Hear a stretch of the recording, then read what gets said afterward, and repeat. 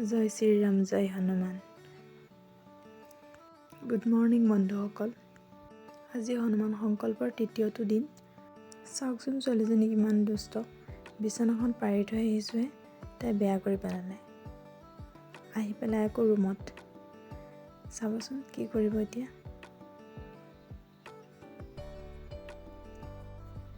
দেখিছেনে বাৰু, মোবাইলটো খেলি মেলি কৰি পেলাইছে।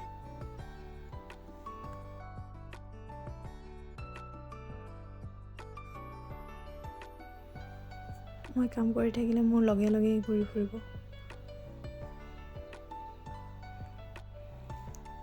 মই ৰুমটো বস্তুবোৰ চাফ চিকুণ কৰি লৈছোঁ। ঘৰটো ভালদৰে সাৰিব শান্তি দিয়া নাই। দেখিছেনে বাৰু, বাৰে বাৰে আহি আছে তাই।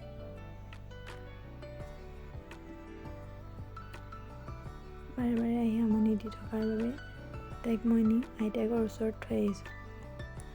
আইতাকে তাইক জলপান খুৱাই আছে। জলপান খুৱাওঁতে যে কিমান কি কৰিব লাগে, কিমান কি বাহানা কৰি খুৱাব লাগে, নাখায় জলপান।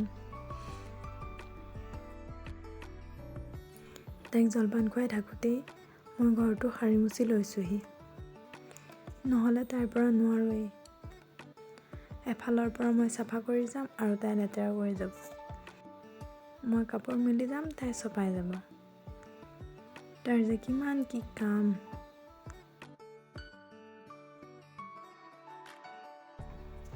ঘৰটো চাফ চিকুণ কৰি লৈ ময়ো গা পা ধুই আহি হনুমান সংকল্পৰ পূজাভাগ কৰিবলৈ ৰেডি হৈছোঁ।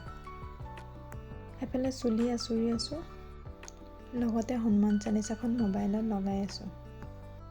নৰ্মেল দিনতো ৰাতিপুৱাই ভগৱানৰ নাম শুনিবলৈ ভাল লাগে, মনটো কিবা পবিত্ৰ পবিত্ৰ লাগে।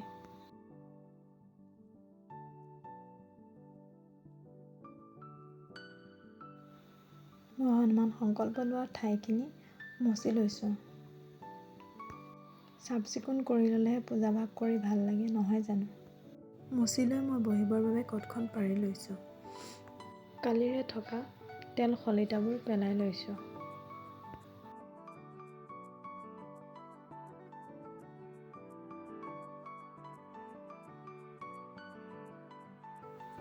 চাকি দিয়া থালখন চাফা কৰি আনি আকৌ চাকিৰ গছাটো আৰু ধূপদানিটো বহাই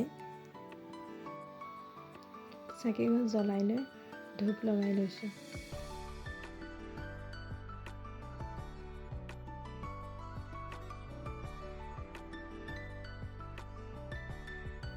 সদায় কৰা নিয়মবোৰ একেই। 11 দিন একে পৰ্যায়ে পূজাভাগ আৰম্ভ কৰিব লাগিব আৰু একে পৰ্যায়ে পূজাভাগ শেষ কৰিব লাগিব।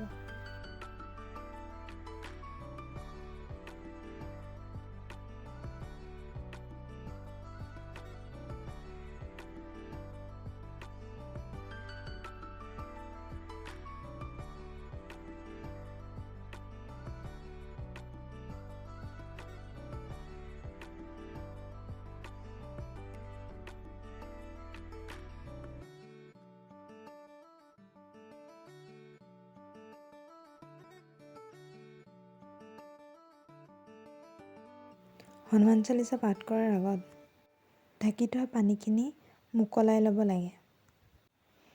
আজিও মই অন্য দিনাৰ দৰেই লিখনিখিনি পঢ়ি লৈ হনুমান চালিচাখন 7 বাৰ পাঠ কৰিম।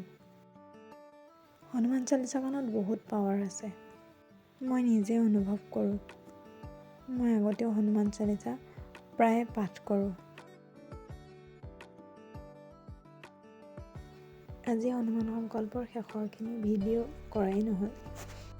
হনুমান চালিচা পাঠ কৰাৰ পিছতে তৃতীয় দিনা হনুমান সংকল্পৰ পূজাভাগ সামৰণি মাৰিলোঁ। মোৰ ভিডিঅ'বোৰ চাই যদি ভাল লাগে, লাইক কমেণ্ট শ্বেয়াৰ আৰু ছাবস্ক্ৰাইব কৰি দিব। লগতে থকা বেল আইকনটো ক্লিক কৰি দিব। জয় শ্ৰীৰাম।